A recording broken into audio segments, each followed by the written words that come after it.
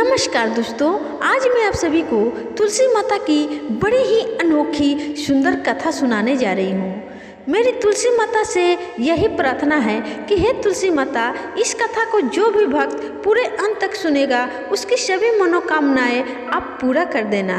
आइए दोस्तों, अब इस कथा को शुरू करते हैं। किसी गांव में एक ब्राह्मण रहता था। वह प्रतिदिन मंदिर जाता था। वह प्रतिदिन तुलसी माता की पूजा भी करता था। वह तुलसी माता से प्रतिदिन प्रार्थना करता था कि हे तुलसी माता, हे महारानी, मेरे आनंद करना। तुलसी माता ने सोचा कि यह ब्राह्मण तो बहुत सीधा है और गरीब भी है और प्रतिदिन मेरी पूजा भी करता है। मैं इसके लिए कुछ न कुछ जरूर करूँगी। तो तुलसी महारानी एक कन्या का रूप बनाकर बैठ गई और उस ब्राह्मण को बोला कि हे ब्राह्मण, मैं भी तेरे घर आना चाहती हूँ।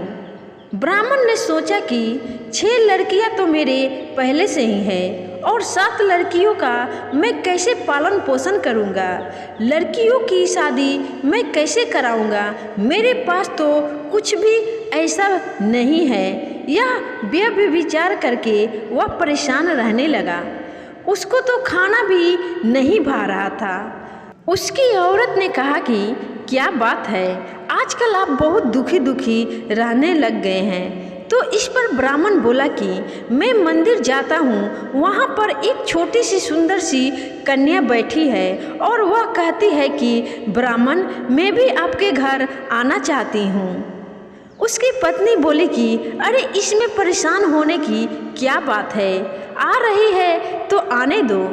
ब्राह्मण बोला कि पहले से हमारे 6 लड़कियां हैं, उनकी भी हम लोगों को शादी करवानी है। तो इस पर ब्राह्मणी बोली कि अरे, ये तो कोई बात नहीं हुई। अपनी 6 लड़कियों के शादी जैसे करवाएंगे वैसे ही 7वीं की भी करवा देंगे। हम लोग अपनी 7 लड़कियों की शादी साथ में ही करवा देंगे। अगले दिन जब वह ब्राह्मण मंदिर गया तो उस छोटी सी कन्या ने पूछा, ब्राह्मण, मैं भी आपके घर आऊं? तो ब्राह्मण बोला कि हाँ बेटा, चलो हमारे घर। उनको वह घर पर लेकर आ गया। तुलसी माता की कन्या के रूप में ब्राह्मण के घर आने से ब्राह्मण के घर बहुत आनंद हो गया। घर में लक्ष्मी की बारिश होने लगी।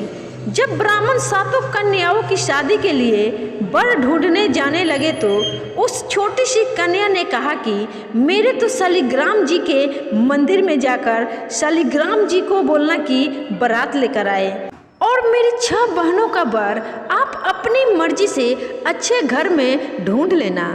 तुलसी महारानी की मेहरबानी से उसके तो सब कुछ अच्छे से हो गए, यानी कि जेवर, कपड़ा, खाना सब तैयार हो गया और अच्छी से धूमधाम से उनकी शादी भी हो गई और उस ब्राह्मण के घर तुलसी माता टुटमान हो गई। यानी कि दोस्तों, तुलसी माता जी की कृपा से उस ब्राह्मण के घर में कभी भी अन्न धन की कमी नहीं हो रही थी। हम भी दोस्तों तुलसी माता जी से यही प्रार्थना करते हैं कि हे तुलसी माता जी, जैसे आप ब्राह्मण पे टुटमान हुई वैसे हम पर भी होना और जैसा आनंद ब्राह्मण के घर करा दिए आपने वैसे ही हम सब पर करना।